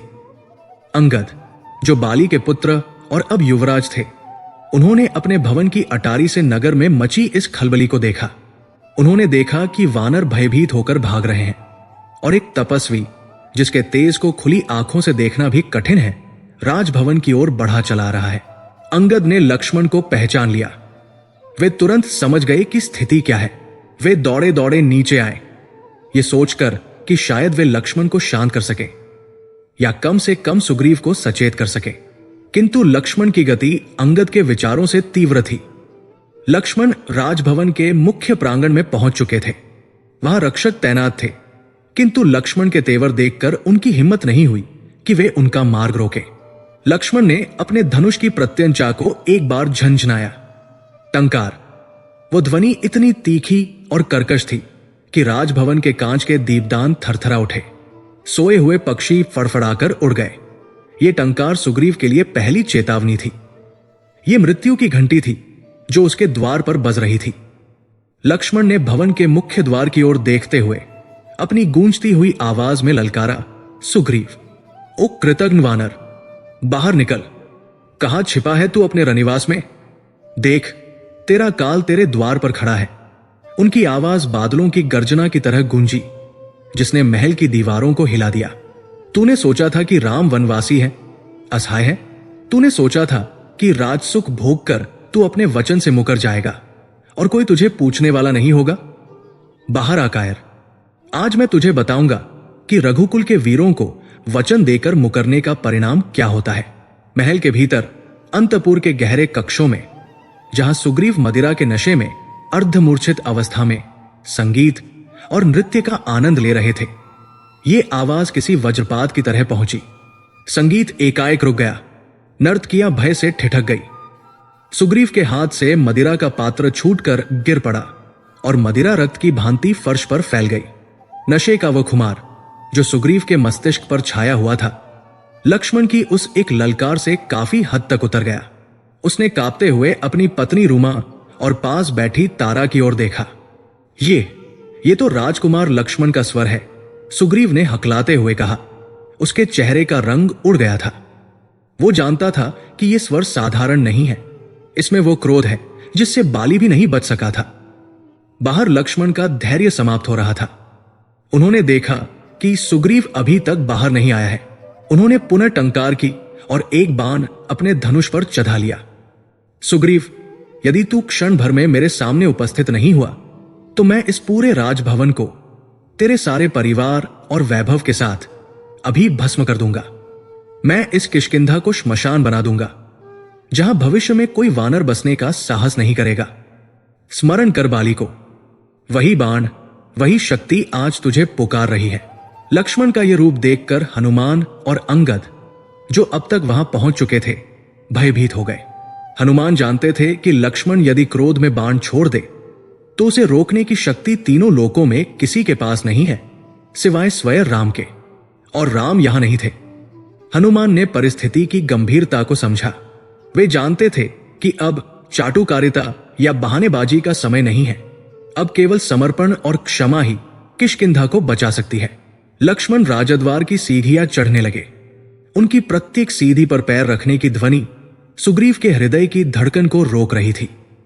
वे एक अजेय योद्धा की भांति बिना किसी रोकटोक के, बिना किसी भय के उस सत्ता के केंद्र की ओर बढ़ रहे थे जो अहंकार में चूर होकर अपने कर्तव्य को भूल गया था। लक्ष्मण के चारों ओर एक अदृश्य अग्नि का घेरा था जो किसी को भी उनके समीप आने की अनुमति नहीं दे रहा था। उनकी आंखें राजमहल के मुख्य कक्ष के द्वार पर गड़ी थी, इस प्रतीक्षा में कि कब वो खुले और कब वे उस विश्वासघाती की आंखों में आंखें डालकर उसे मृत्यु का भय दिखा सके। किष्किंधा का आकाश, जो कुछ देर पहले स्वच्छ था, अब लक्ष्मण के क्रोध की गर्मी से तपने लगा था। हवा रुक गई थी। वानर सेना नतमस्तक होकर कांपते हुए खड़ी थी। इतिहास गवाह बनने जा रहा था कि जब धर्म का अपमान होता है, जब मित्रता छली जाती है, तो एक तपस्वी का क्रोध भी कितना विध्वंसक हो सकता है। लक्ष्मण अब द्वार पर थे। उन्होंने अपना धनुष ताना और एक अंतिम भयानक गर्जना की। सुग्रीव, और उस पुकार के साथ ही किष्किंधा की नींव हिल गई। ये केवल एक नाम की पुकार नहीं थी, ये न्याय की पुकार थी। ये उस सत्य की पुकार थी जिसे विलासिता के शोर में दबा दिया गया था। सुग्रीव का राजमद अब भय के पसीने में बहने लगा था। वो जानता था कि अब उसके और मृत्यु के बीच केवल एक द्वार है, और उस द्वार के उस पार साक्षात यमराज लक्ष्मण के रूप में खड़े हैं। अध्याय 4 यहां उस चरमोत्कर्ष पर पहुंचता है जहां एक ओर लक्ष्मण का रौद्र रूप है और दूसरी ओर किष्किंधा का थर्राता हुआ अस्तित्व। प्रश्न यह था कि क्या सुग्रीव का पश्चाताप लक्ष्मण के क्रोध को शांत कर पाएगा, या आज किष्किंधा रक्त से स्नान करेगी। लक्ष्मण की वो अंतिम भयानक गर्जना सुग्रीव किष्किंधा के राजप्रासाद की नींव को भेदती हुई उस अंतरतम कक्ष तक जा पहुंची जहां सुग्रीव अपने राजमद के चरमोत्कर्ष पर था। वो कक्ष जिसे बाली ने अपने वैभव और शक्ति के प्रतीक के रूप में बनवाया था, आज सुग्रीव के प्रमाद का केंद्र बना हुआ था। वो कक्ष विलासिता की पराकाष्ठा था। दीवारों पर स्वर्ण पत्र जड़े थे जिन पर मणियों का जड़ाव अंधकार में भी एक आभा बिखेर रहा था। फर्श पर कोमलतम कालीन बिछे थे जिन पर पैर रखना मानो बादलों पर चलना हो। वायु में केवल सुगंधित पुष्पों की ही नहीं अपितु उच्च कोटि की मदिरा, मधु और इत्रों की मिश्रित मादक गंध तैर रही थी। ये वो गंध थी जो विवेक को सुला देती है, जो कर्तव्य को विस्मृत करा देती है। और उस कक्ष के मध्य में एक विशाल मखमली आसन पर सुग्रीव अर्धलेटी हुई मुद्रा में था। वही सुग्रीव जो कुछ मास पूर्व एक गुफा में अपने भाई के भय से पशु से भी बदतर जीवन जी रहा था। आज उसके मस्तक पर किष्किंधा का राजमुकुट था जो उसके सिर पर कुछ टेढ़ा हो रहा था, मानो वो स्वयं उस भार को संभालने में अक्षम हो। उसके शरीर पर रेशमी वस्त्र थे जो पसीने और किंचित छलकी हुई मदिरा से भीगे हुए थे। उसकी आंखें जो राजस भा में तेज से चमकनी चाहिए थी, वे विलासिता के भार से मदिरा के नशे में अर्धनिमीलित थी। मदिरा का एक स्वर्ण पात्र उसके शिथिल हाथों से लगभग छलक रहा था। उसके चारों ओर सुंदर वानर नर्तकियां अप्सराओं को लज्जित करती हुई धीमी कामुक लय पर नृत्य कर रही थी। संगीत जो वीणा और मृदंग से निकल रहा था वो वीरस का नहीं अपितु श्रृंगारस का था। ऐसा संगीत जो उत्साह नहीं केवल आलस्य और भोग को जन्म देता है। सुग्रीव उस संगीत और मदिरा में इतना डूबा हुआ था कि उसे बाहर हो रहे कोलाहल का कोई ज्ञान नहीं था। उसे किष्किंधा के द्वार पर मची भगद्र वानरों का वह भयभीत आर्तनाद कुछ भी सुनाई नहीं दिया था। वो अपने उस क्षण में जी रहा था जिसे उसने वर्षों के अभाव के बाद पाया था। वो भूल गया था कि ये सिंहासन, ये वैभव, ये रूमा का साथ उसे किसी तपस्या से नहीं अपितु 2 तपस्वियों की कृपा से मिला था। वो भूल गया था प्रवर्षण पर्वत की वह गुफा जहां वे 2 भाई वर्षा की एक एक बूंद को गिनते हुए उसकी प्रतीक्षा कर रहे थे। वो अपने वचन को, अपनी प्रतिज्ञा को, मित्रता के उस धर्म को मदिरा के उस पात्र में डुबो चुका था। तभी उस मादक संगीत के कोलाहल को चीरती हुई लक्ष्मण की वो अंतिम गर्जना उस कक्ष से टकराई। वो ध्वनि नहीं थी, वो वज्रपात था। वो साक्षात काल की पुकार थी। जिस क्षण वो ध्वनि सुग्रीव के कानों में पड़ी, संगीत अपने आप रुक गया। नर्तकियों के पैर जहां थे वहीं जम गए। मृदंग पर पड़ा हाथ थम गया। वीणा के तार मौन हो गए। वो अकस्मात सन्नाटा उस संगीत से भी अधिक भयावह था। सुग्रीव के हाथ कांप उठे। उसके शिथिल हाथों से वो स्वर्ण पात्र छूटकर छन्न की ध्वनि के साथ संगमरमरी फर्श पर गिर पड़ा। मदिरा जो रक्त की भांति लाल थी, फर्श पर ऐसी फैली मानो सुग्रीव के भविष्य का संकेत दे रही हो।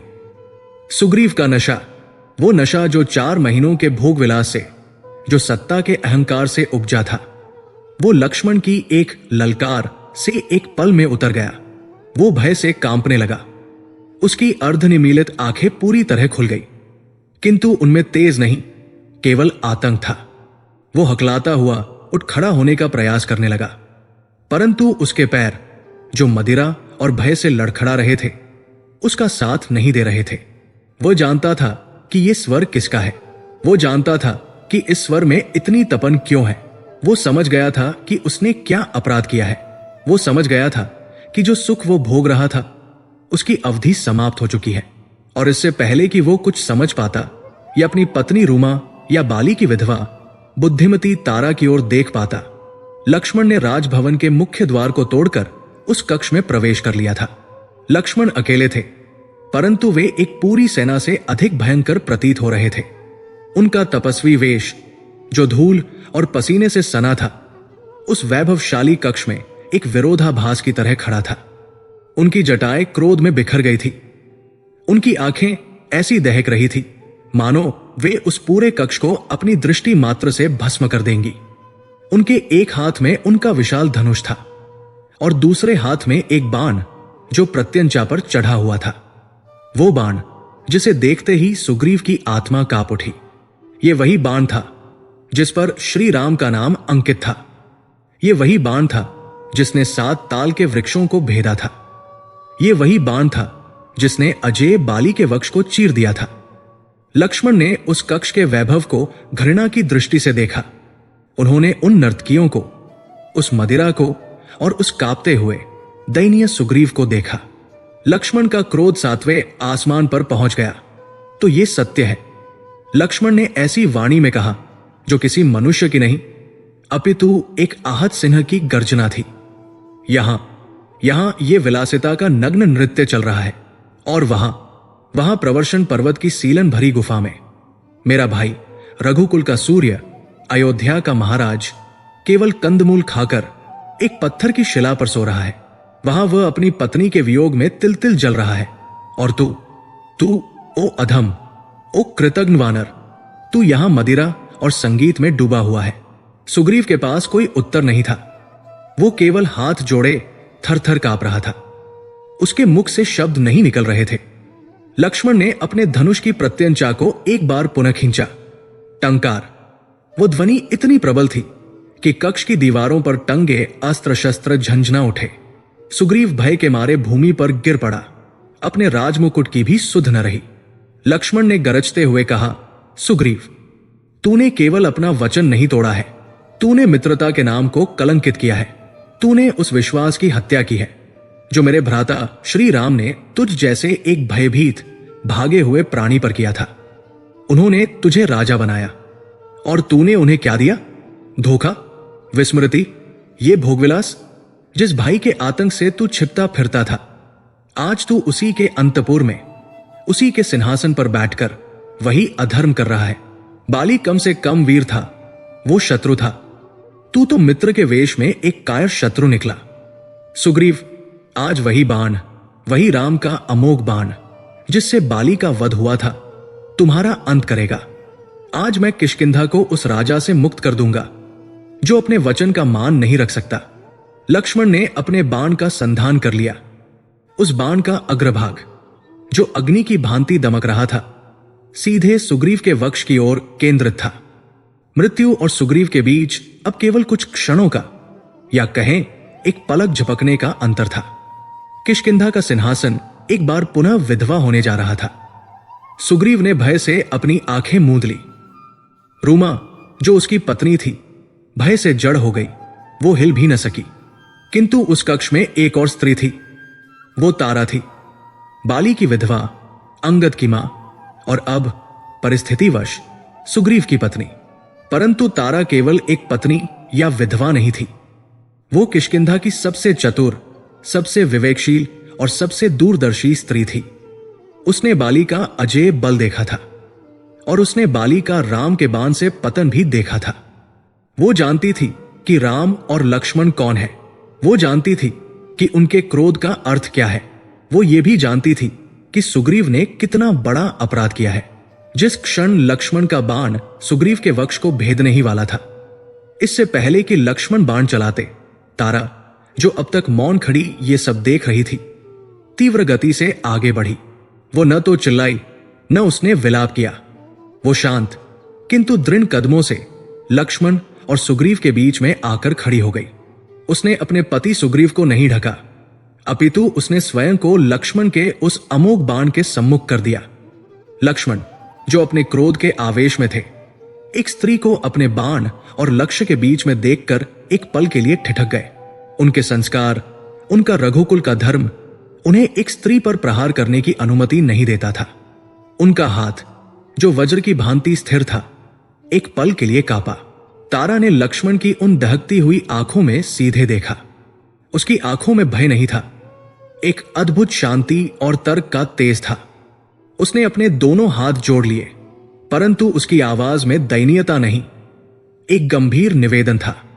उसने जो शब्द कहे, उसने एक पल के लिए लक्ष्मण को भी रुकने पर विवश कर दिया। रुकिए राजकुमार। तारा की वाणी उस भयभीत कक्ष में एक शांत नदी की भांति प्रवाहित हुई। आपका क्रोध न्याय संगत है, आपका एक एक शब्द सत्य है। किष्किंधा के इस राजा ने, मेरे स्वामी सुग्रीव ने, निश्चय ही एक अक्षम्य अपराध किया है। इन्होंने राजमद में, विलासिता के प्रमाद में उस वचन को विस्मृत कर दिया जिसने इन्हें ये जीवन और ये सिंहासन दिया है। ये दंड के पात्र है। आप, जो स्वयं धर्म के रक्षक हैं, इन्हें दंड देने के लिए स्वतंत्र है। लक्ष्मण ने अपनी भ्रिकुटी सिकोड़ी। ये कैसी स्त्री थी? ये अपने पति के प्राणों की भीख नहीं मांग रही, अपितु उसके अपराध को स्वीकार कर रही थी। तारा ने बोलना जारी रखा। उसकी दृष्टि अभी भी लक्ष्मण के क्रोधित मुख पर टिकी थी।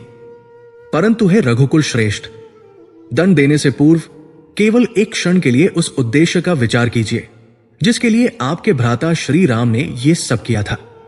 उन्होंने बाली का वध क्यों किया? किष्किंधा का राज्य सुग्रीव को क्यों सौंपा? केवल इसलिए ताकि एक विशाल वानर सेना को एकत्रित किया जा सके जो माता सीता की खोज कर सके। आपका उद्देश्य सुग्रीव को मारना नहीं है, आपका उद्देश्य माता सीता को ढूंढना है। इस कृतघ्न को मारकर मैं वो उद्देश्य स्वयं पूरा कर लूंगा। लक्ष्मण ने कहा। उनकी आवाज में क्रोध अभी भी था। कैसे राजकुमार? तारा की आवाज में अब तर्क की धार थी। क्या आप इस किष्किंधा को जानते हैं? क्या आप उन वानर सरदारों को जानते हैं जो लाखों की संख्या में इस पृथ्वी पर फैले हुए हैं? सुग्रीव वध के योग्य हो सकता है, किंतु सत्य यह है कि इस क्षण इस संपूर्ण जम्बूद्वीप में वही एकमात्र है जो एक ही आदेश पर करोड़ों वानरों को एकत्रित कर सकता है।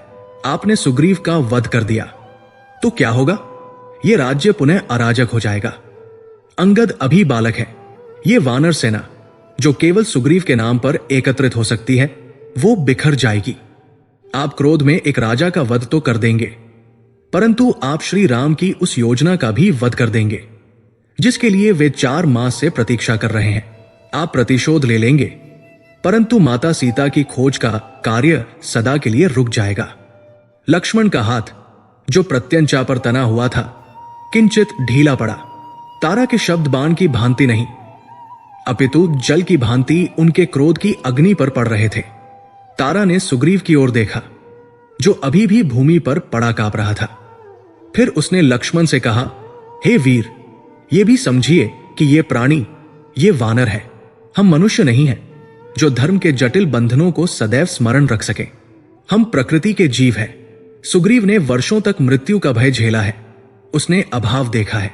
जब उसे अकस्मात इतना वैभव, इतनी सत्ता और इतने वर्षों बाद पत्नी का साथ मिला तो उसका विवेक इस भोग विलास के प्रवाह में बह गया। ये उसका प्रमाद है, ये उसकी दुर्बलता है, ये अपराध है। किंतु क्या यह विश्वासघात है? आपका आगमन, आपकी ये गर्जना इस सोए हुए विवेक को जगाने के लिए पर्याप्त है। राजकुमार, देखिए, इनका नशा उतर चुका है। इन्हें मृत्यु का भय नहीं, इन्हें अपने मित्र श्री राम को खोने का भय सता रहा है। जो कार्य आपका क्रोध कर सकता था, वो आपके इस रौद्र रूप ने पहले ही कर दिया है। तारा लक्ष्मण के सम्मुख घुटनों पर बैठ गई। मैं आपसे अपने पति के प्राणों की भीख नहीं मांगती, मैं आपसे श्री राम के उस महान उद्देश्य की पूर्ति की भीख मांगती हूं। हमें एक अवसर दीजिए, सुग्रीव को एक अवसर दीजिए कि वो अपनी भूल का प्रायश्चित कर सके। यदि आज आपने इसे मार दिया तो इतिहास कहेगा कि लक्ष्मण ने क्रोध में एक मित्र का वध कर दिया, और यदि आपने इसे क्षमा कर दिया तो इतिहास कहेगा कि लक्ष्मण के भय ने एक भूले हुए राजा को पुनः धर्म के मार्ग पर ला दिया, और उसी से सीता की खोज संभव हुई। निर्णय आपका है। राजकुमार, आप प्रतिशोध चाहते हैं या अपनी भाभी का पता? तारा के ये शब्द, जो कूटनीति, तर्क और गहरे सत्य से सने हुए थे, उस कक्ष में गूंजते रह गए। लक्ष्मण स्तब्ध खड़े थे।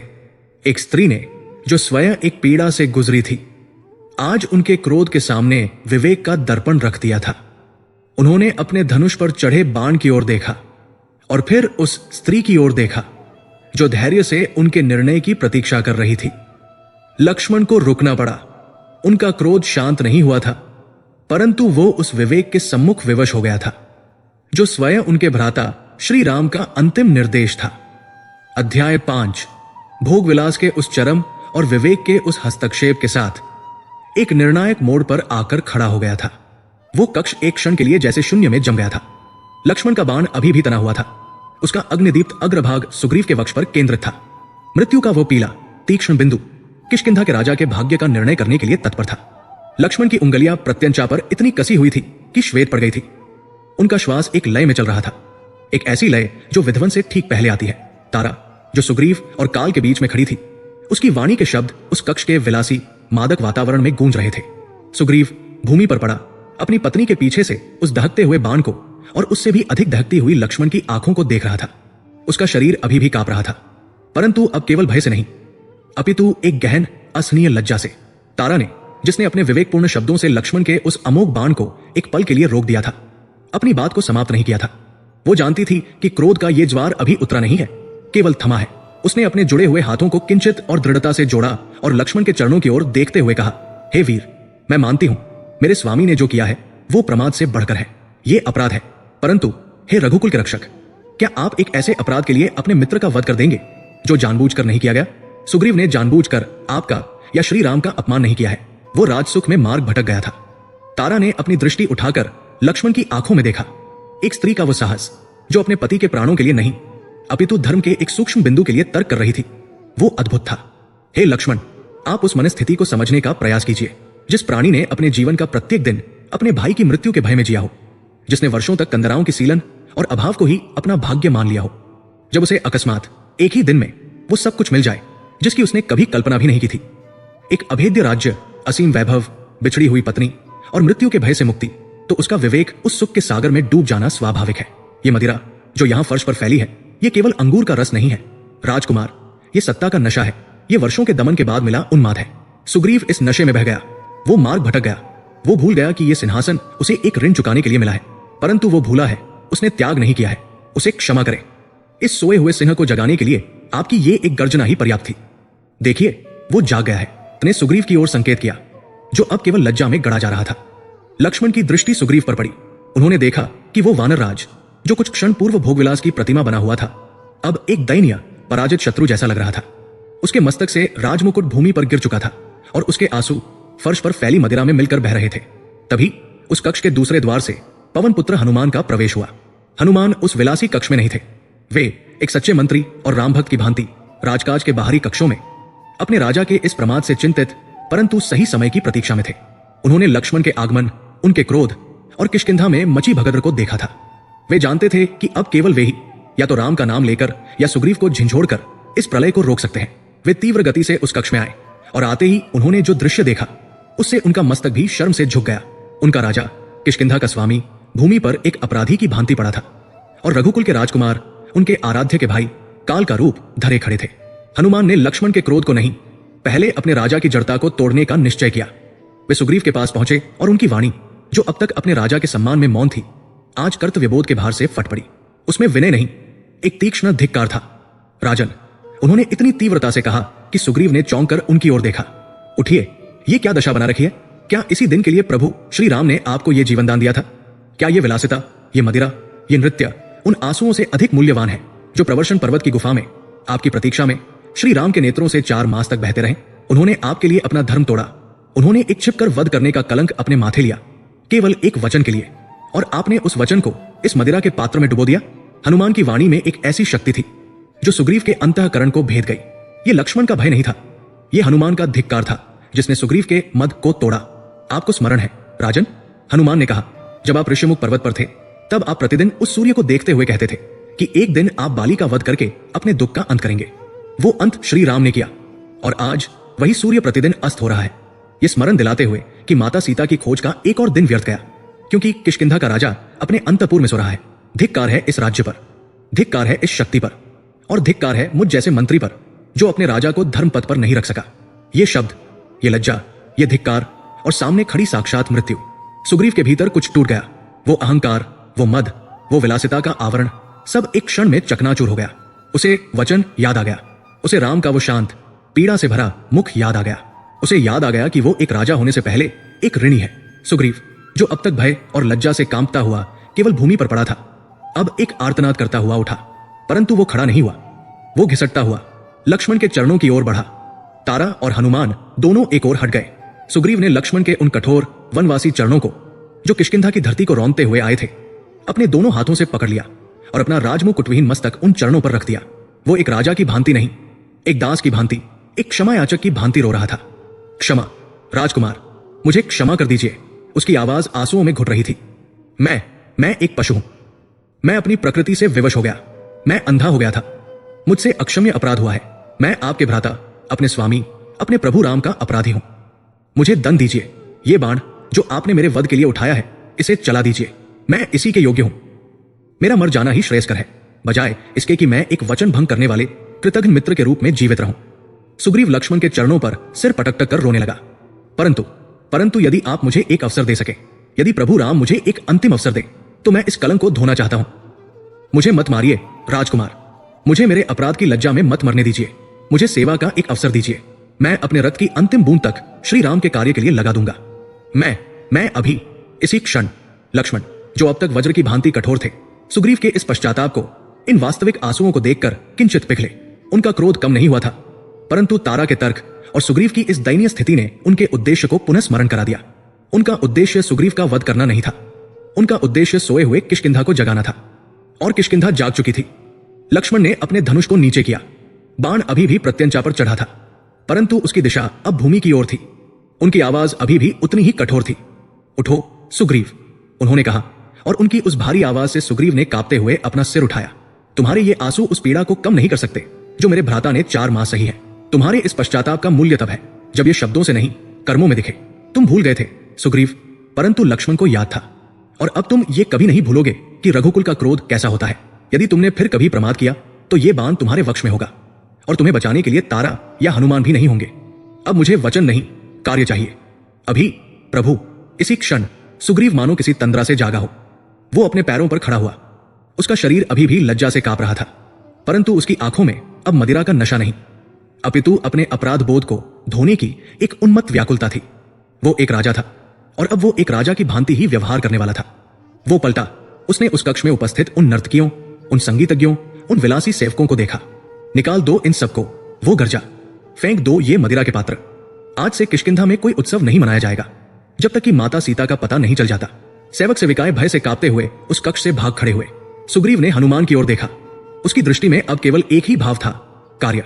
हनुमान, सुग्रीव ने अपने उस मंत्री को आदेश दिया, और उस एक क्षण में वो भोगविलास में डूबा राजा से वानर सेना का महानायक बन गया। हनुमान, अब एक क्षण का भी विलंब नहीं होना चाहिए। तुम इसी क्षण किष्किंधा के तीव्रतम दूतों को पृथ्वी के कोने कोने में भेजो। कोई पर्वत, कोई गुफा, कोई नदी, कोई द्वीप छूटना नहीं चाहिए। उत्तर, दक्षिण, पूर्व, पश्चिम, चारों दिशाओं में यह आदेश जाना चाहिए कि किष्किंधा के राजा सुग्रीव का और प्रभु श्री राम का ये आदेश है। सुग्रीव की आवाज अब उस राजभवन में गूंज रही थी। आदेश दो कि पृथ्वी पर विचरण करने वाला प्रत्येक वानर, प्रत्येक भालू, प्रत्येक कपि, जो भी मेरी सत्ता को स्वीकार करता है, वो 15 दिनों के भीतर किष्किंधा में अपनी उपस्थिति दे। जो नहीं आएगा उसे राजाज्ञा के उल्लंघन का दोषी माना जाएगा, और उसका दंड मृत्यु होगा। उसने युवराज अंगद को, जो भयभीत खड़ा ये सब देख रहा था, बुलाया। अंगद, जाओ, सेनापति नील, नल, जांबवंत और मेरे समस्त सेना नायकों को कहो कि वे तुरंत राजसभा में उपस्थित हों। युद्ध की तैयारी आरंभ करो। सुग्रीव का वो रूप, वो आदेश, वो तत्परता देखकर लक्ष्मण का क्रोध अंततः शांत हुआ। उन्होंने अपने धनुष से बाण को उतारा और उसे वापस तरकश में रख लिया। वो समझ गए थे कि राम का 4 महीने का इंतजार और उनका स्वयं का ये क्रोध अंततः रंग लाया है। सुग्रीव का विश्वासघात, वो भयंकर प्रमाद अब एक विशाल सेना के संगठन में बदल गया था। वह सेना जिसका अब केवल एक ही लक्ष्य था, एक ही ध्येय था और एक ही धर्म था, माता सीता की खोज। लक्ष्मण चुपचाप उस कक्ष से बाहर निकल आए। किष्किंधा, जो कुछ क्षण पूर्व भोग में डूबी थी, अब युद्ध की तैयारियों के कोलाहल में जाग उठी थी। दूतों के घोड़ों की टापें, सेनापतियों के शंखनाद और जय श्री राम के नारे उस राजभवन से गूंजने लगे थे। सुग्रीव का टूटा मद और याद आया वचन उस विशाल वानर सेना के गठन का आधार बन चुका था, जिसे इतिहास का सबसे बड़ा खोज अभियान आरंभ करना था।